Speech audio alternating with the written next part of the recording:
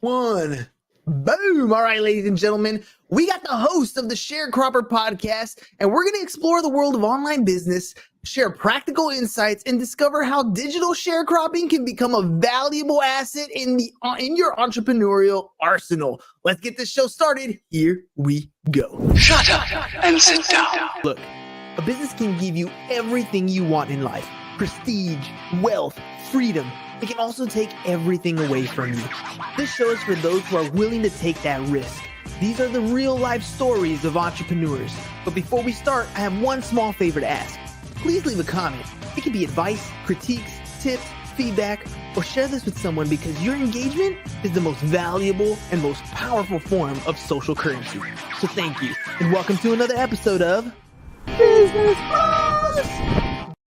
All right, business bros, here we go. The host of the Digital Sharecropper Podcast is on the show. Podcaster and podcaster, this should be a good one. Join us today. We explore the practical tips, tools, and insights from real-world experience to help aspiring and current online entrepreneurs succeed. We're going to uncover his 3-step process for creating, building, and growing an online business, emphasizing timeless principles and best practices that have proven to stand the test of time. So let's welcome to the show, the one and only Mr. Patrick Dawson.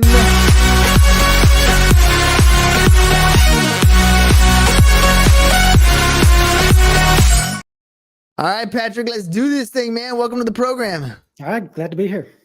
All right, dude. I always like to start off with the first question, which is, everyone who comes on a show is here to promote or sell or talk about their product or service or what they're doing to change the world. So what is that for you? Well, currently I do have some one-on-one coaching that is available for online business, strategy, things of that nature. I am working on a content course.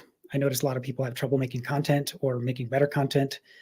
So that's in the works right now, video course. But for the most part, it's just check out the blog. If you like it, share it, leave a comment. That's really all I'm looking for. Sweet, man. And who's your ideal person? Who's the person who's best fit for coaching, who's looking to create content, or who would best be suited to read your blog? Well, I'm looking ideally to target someone who's not a total beginner, someone who's sort of fumbled around a bit. They're starting to find their way, but they just want a little bit of guidance, things of that nature. They want to cut through all the hype and all the marketing speak that's trying to sell them stuff and trying to take them down a path that helps the person marketing, but doesn't necessarily help the person who buys the course or the product. Well, let me ask you about your background, man, because that's always kind of the case. I always feel when we talk to coaches and mentors, there's always somebody out there who can help us out. We just got to know a little bit more about them, right? So tell me a little bit about your background, maybe your educational journey. How'd you get to where you are today? Well, it really all started with real estate. So before I switched to digital real estate, I was in physical real estate. I started out, I bought a couple rental properties, started flipping houses, eventually got into the sort of real estate information product game for a while, seminars, paid masterminds, things of that nature. And at some point you reach that moment where you think, is this what I want to be doing forever? And I took a bit of time off down in South America. And at that point I thought, I would rather be doing this digitally. I don't want to be defined as the real estate guy for the rest of my life. And I also want a little bit more free time. It's a bit labor intensive, a lot of one-on-one action with people. And I thought, if I could just put out some information, put it out in the blog, and figure out what I've learned offline and try to take that knowledge online. And I feel like it's a lot more lined up with who I am and what I want to do. It's quite a struggle, huh? Trying to get, I don't know, for me personally anyways, the things that I've learned as an entrepreneur, the struggles, the ups, the downs, the wins, getting them, first of all, down out of my head, and then second, putting them in a way that people can understand and learn from them. It's been, for me, a little bit of a tough struggle. What's it like for you, not only becoming an entrepreneur, but then trying to talk to entrepreneurs and teach them what you know? Well, so I read a book a while back called Sales Dogs. And what it was saying is you can be any kind of salesman and find customers that want that sales style. So if you're the type that just wants to give them all the information and let them make the choice, there's customers out there for that. Also, if there's the person who wants the hand-holding, who wants to feel like you're just there to help them, you're fighting in their corner for them. And like whatever your style is, you can find that audience. And I found that it was easier to just be true to yourself and go with whatever your style is rather than try to emulate somebody else who is successful, or you think somebody else's formula might work for you when in reality it may or may not, and it won't be as much fun than, just being yourself. Yeah, no, dude, I read that book too. So you got retrievers, you got pit bulls, you got chihuahuas, you got different type of personality types that I guess go with sales. I mean, at the end of the day, we're all different people, but we have some of the same traits and qualities. So when we're talking and making that connection with somebody, we're gonna jive with those types of dogs that kind of tend to be like us. What would you say is your kind of MO? How did you go about being a salesperson in the real estate space, in the physical real estate space, and then transitioning that skill set over to the digital space? Well, as far as the sales dogs, I was the Chihuahua, so all the information-based one. So pretty much, I felt that if I knew the field better than anybody else, people would understand that I did, and it would be speaking from knowledge of experience rather than just conceptual knowledge. People can really pick up on whether or not you're being genuine if you know about a concept or if you understand it from having done it yourself. And so I feel like it was pretty much, that's just how I like to take in a lot of information. And so I find those people who, are really the information junkies and want to get into the technical side and the details. Have you always been an entrepreneur? Did you have like a background in like corporate America or something like that? Did you know you wanted to be an entrepreneur right out the gate? Well, it probably started a little earlier. I was that kid who was trading video games, trading baseball cards, the whole Tom Sawyer, make somebody who has something valuable think it's garbage, and something that you have that's garbage valuable, and make the trade, and selling candy in school and all those type of things. So I was always looking to make money because I didn't get an allowance or anything, trying to find odd jobs, and sort of a street smart sort of background. And then real estate just sort of happened. It just sort of fell into my lap, and it was a time when they were giving away money like it was going out of style. And so that just worked for a while. But it's just something always about, I feel like when you have the pressure of not having something and having to figure it out, that ingenuity that sort of grows within you, and then you can't really put that back into the bottle and say, I'm just going to go to something corporate and just sort of, live by somebody else's rule set. It's like you're sort of broken at that point. Yeah, I don't think you're hireable anymore. All of a sudden, when somebody tells you what to do, you're like, but why? Tell me how this is even going to work for the whole thing. Plus, you want me to work 8 hours a day for like a nominal hourly pay? What are you, crazy? Now, I can imagine how that works. But being an entrepreneur isn't the easiest thing in the world. And you went from a physical, tangible asset that you were selling to becoming selling digital stuff. What was that transition like, moving from the physical to the digital world? Well, I found that so much of it actually translates over. So effectively, you just have something and you're trying to get somebody else who wants that to take it from you. And so in real estate, you have a physical property, or you have a lead that you're trying to pass off to somebody else and get a little fee or something like that. But with in the digital realm, you have information that somebody else wants, or we all have access to all the free information, and you've just packaged it in a way that somebody else can consume it a little bit better. So it's really not that difficult. And I find that crossing over from one to the other is actually advantageous, more so than if you just come up learning the digital stuff. You'll have this real world stuff that you're just missing. Let me ask you about digital sharecropping, because that was kind of interesting when I saw your bio, and I kind of wanted to know more about what that is. You have a podcast that you're doing. What is digital sharecropping, and what is that? How does that relate to your podcast? Well, digital sharecropping, when I first heard the term, it was seen as sort of negative, as though you're building your business on somebody else's land. But it's kind of funny. I grew up in a farm town, so my first jobs were working on farms, and so I understood the whole sharecropping side of things as I get access to this land that I didn't have to pay for, and I just profit sharing more or less. And everything we do online, you're working on someone else's platform. We didn't build WordPress, we didn't build any social media networks or anything like that. We're just capitalizing on them. And the trade-off is I'm putting the information out there that they get to grow their platform with, but then I get to build an audience from.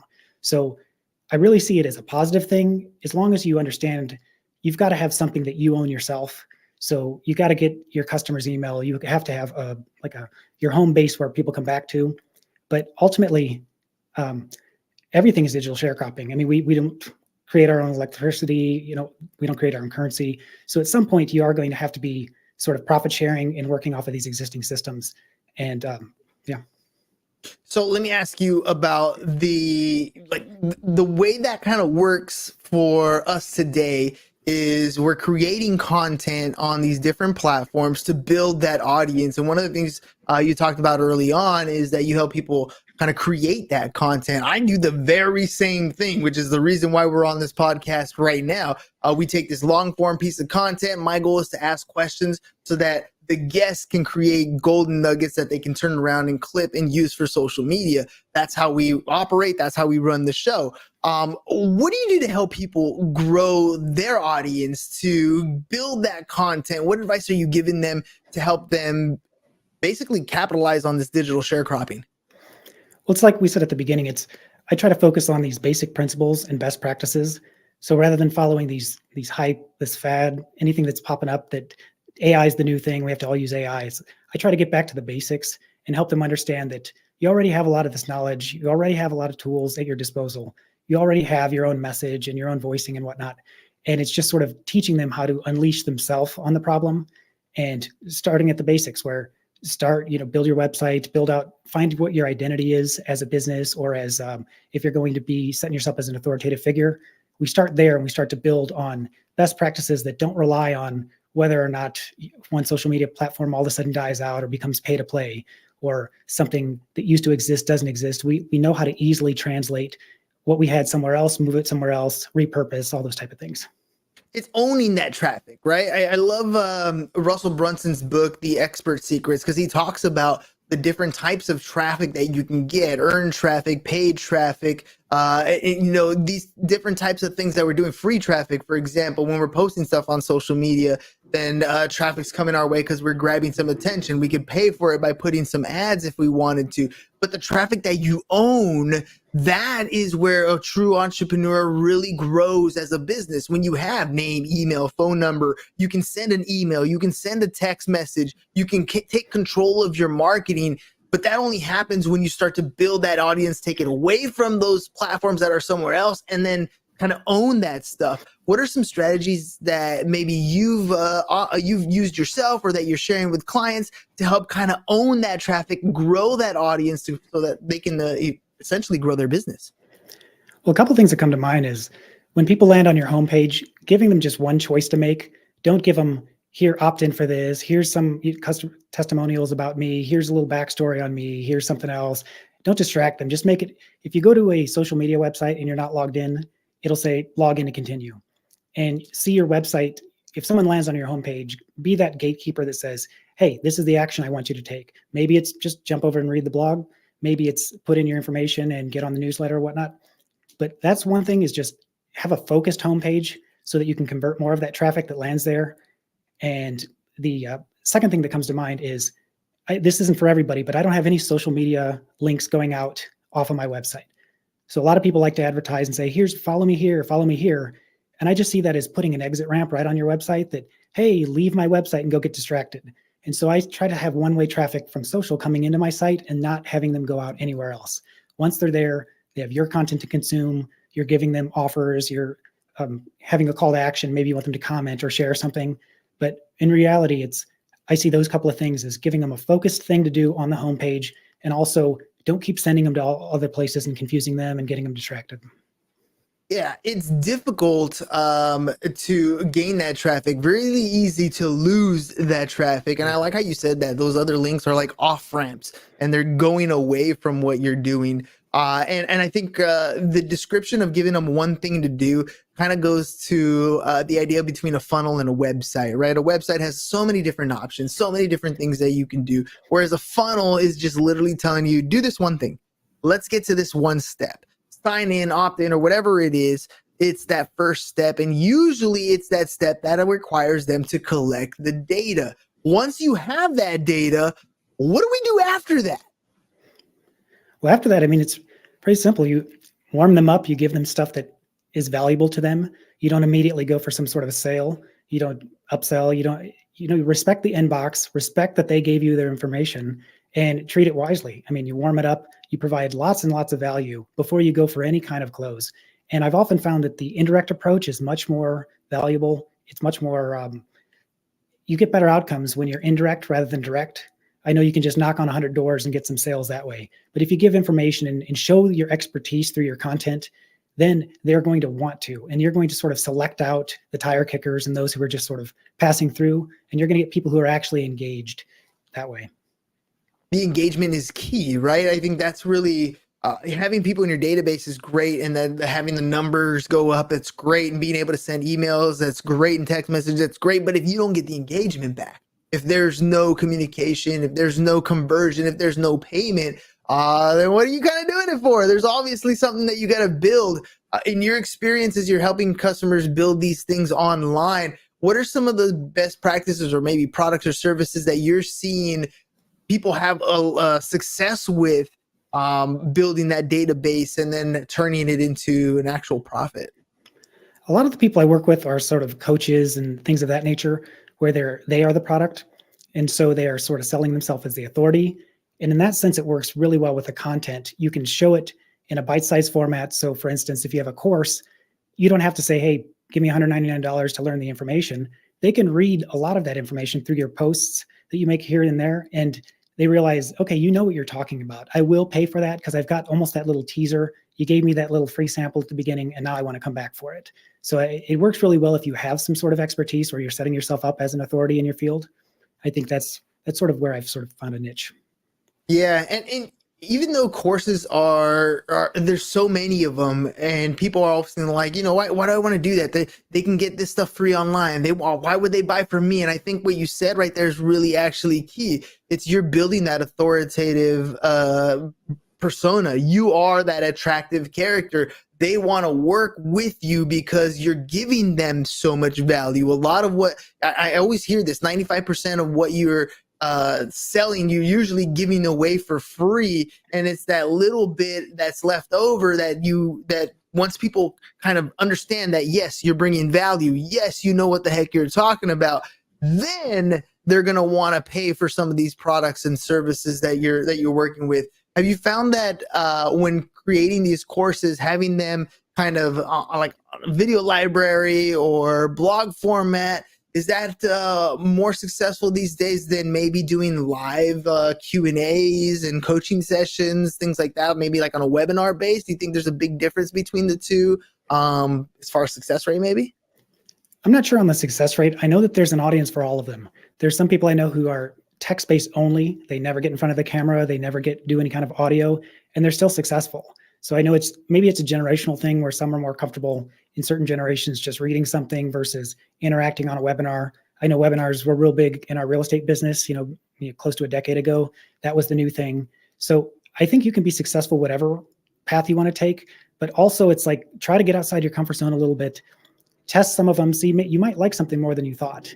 And so what we always do is the motto is plan, do, check, and adjust. So we come up with a plan, we start taking some action, and then we see what the results have been, and then we adjust as needed. So it's sort of like a self-correcting formula to where maybe I thought this wasn't going to work and it did, or maybe I was guaranteed that this is going to work and it did not work at all. So it's having some sort of mechanism to self-correct, and also, just kind of branch out. You'd be surprised that sometimes a social media platform or a just certain vertical will work way better than you were expecting.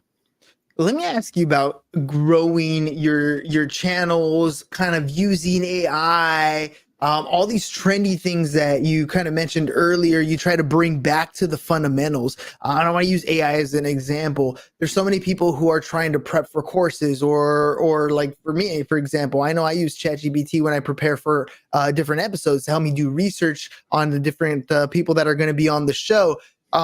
There's so many advancements that are going on. What do you mean by bringing them back to the fundamentals before we go chasing some of these trendy things?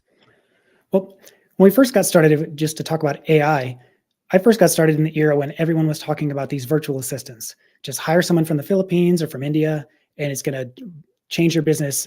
You're going to have to work no hours in the week, and you're just going to hire it out for $10 an hour, and you're going to be a millionaire overnight. And there was a missing ingredient that a lot of people didn't realize was you had to understand what you needed them to do, be able to communicate it effectively, be able to check up on it. And I think AI is the new iteration of the virtual assistant. It's just a robot. It's really an algorithm. And so if you don't know what good content looks like, having AI write you content is no different than just putting an ad out somewhere, hiring somebody at 3 cents a word. And you don't know if what you got back is garbage or if it's good. And so it's funny, along with these tools that will write content for you, I'm seeing this rise of these tools that will then it will verify whether or not your content was AI written and try to make it so that it wasn't. And I thought, these are for people who don't know anything about content. You don't have to be good at writing content. You don't have to be good at researching, but you have to have some basics before you can outsource it somewhere, or you won't know if what you're getting. Because there's stories with AI where it will just make stuff up because it's, you give it a query and you aren't specific, and it'll just sort of make it up as if I wanted some references, what would they be if they existed? And maybe they don't exist. And so I think the fundamentals are understanding the basics of whatever you're wanting to then outsource. That's tough. Right. I know I've been in the VA space. I've hired VAs, and they might have been the most fantastic VAs at whatever it is that they did. But I wasn't the greatest manager of people, right? I didn't really lay down exactly what I needed to do. I wasn't clear in my goals. I wasn't clear in my processes. Wasted a lot of money working with people that were probably really talented had I been talented enough to guide them and lead them in that direction. With that being said, there are things that I can learn to get better, right? There are ways that I can learn to utilize the VAs, to utilize AI, to utilize the tools. What are some of the things that people can kind of focus on so that when they use these tools, they use them correctly and to their advantage? Well, with everything we do in our business, we create processes for. So if I do something once and I'm going to have to do it again, I sort of paper out exactly what that is, what are the steps. So a lot of what I've been talking about recently is content. I've created this content formula and I'm working on this course. So it's when we create a piece of content, there's this whole list of things we have to do in a specific order. And I have a system. I use these Kanban boards, they have them on Trello, and I use a different tool, but you create this card, and as you slide it down these columns, it adds different checklists, basically reminders. So start to finish, it's, here's what I have to do. I'm moving my idea to the on deck. This is what I'm going to do next. And then when you move it next, it gives you a whole list of things, and then you move it on and so forth. So imagine you're passing that off to somebody, or if you were trying to take instructions, how would you articulate this to somebody? And you can even do this with a friend or, another colleague. Maybe you can swap processes and say, is this clear? Would you understand this? Those are sort of the basics. Make a process of what you do and try to articulate it to somebody else. And if they understand it, then using a virtual assistant, using AI will be pretty easy for you, because you'll know how to give a very specific query so that you'll get a very specific answer. Yeah, that's the tough part, I think. I know my brother used a program called Pipedrive. Works very similarly. Every time you're moving a client across a process or procedure, it opens up a checklist of next. And he was able to really utilize VAs that way because his process was laid out in a clear and concise way that someone else can come in and replicate the process via checklist to make sure it was done correctly. And then all he had to do was go in and verify that things were done in the order in which he wanted them to be completed. But setting up that process, that's not the easiest thing to do for most people. How can an average Joe whose probably desk looks like mine with a bunch of stuff on it, scatterbrained, get in a position where they can create some of these processes where it's literally easy for them to send it to somebody and that person can replicate that process?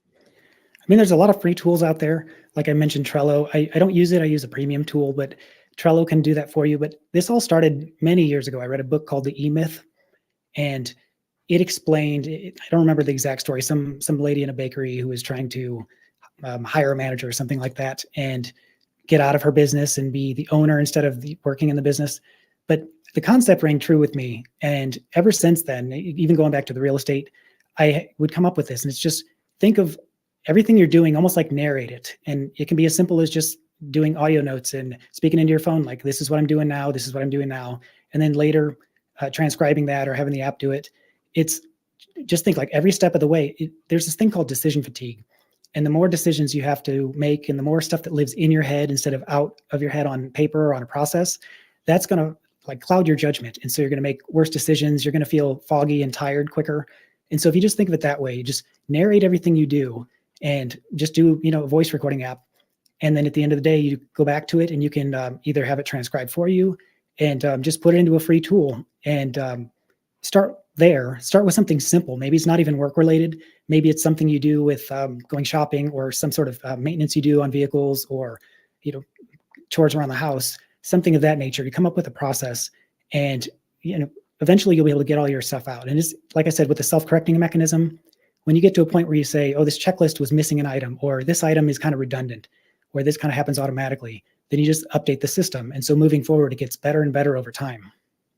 Yeah, those tools, I mean, and there's a number of different ones, but those tools are going to help you really just get the story out of your head.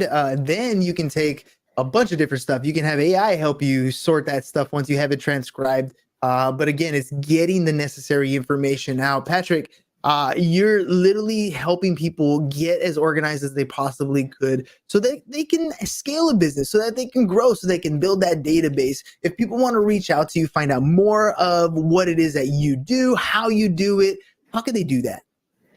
Best place is on my blog, digitalsharecropper.com.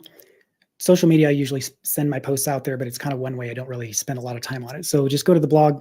If you want, you can shoot me an email, patrick@digitalsharecropper.com. And that's the best way. Perfect, man. Any final thoughts before we head out? No, I think that's about it. I mean, the main thing, I think if we were talking about 3-step process, it all starts with knowing yourself, know what you're willing to do, what you're not willing to do, know where your weaknesses are so that you can sort of build these processes to sort of help you. And I think that's the biggest thing you can do is do a little self-discovery before you just go full force into the business. That's it, ladies and gentlemen. Get yourself organized, get yourself in a position where you can replicate yourself without you having to do the work over and over again. If you have something that you do over and over again, make sure you have a process, an SOP, a standard operating procedure set in place so that someone else can do that task for you. Whether it's AI or a VA, doesn't matter. You have to get it out of your head and in on paper or, digitally, either way, but get it out of your head so that your process can move forward. And people like Patrick are helping people do that every single day. So make sure you guys check out his blog, digitalsharecropper.com, digitalsharecropper.com. Reach out to him via email, patrick@digitalsharecropper.com. Patrick, thank you very much for being on the program today. Ladies and gentlemen, that's all we got for you. Peace. We'll catch you guys next time, and we're out. It's over. Go home. Is your business in need of marketing? Try starting a podcast. But not just any podcast. Podcast like a pro. We can show you how to take your business from being invisible to becoming a brand people trust. Go to www.businessbros.com.